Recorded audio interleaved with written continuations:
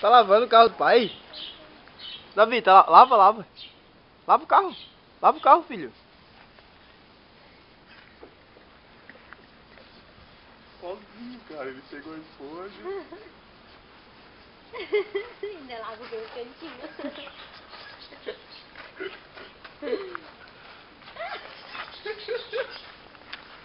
Tava na roda, é. Mas é um pouco de cada vez. Na verdade tá sujando o carro, porque ele pega a esponja, faz assim.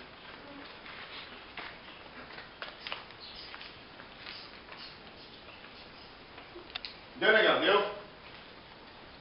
Agora tem que lavar, né? Tem que molhar. Lava aqui, ó. Lava aqui, ó. Tá sujo, ó. Aqui tá sujo, ó.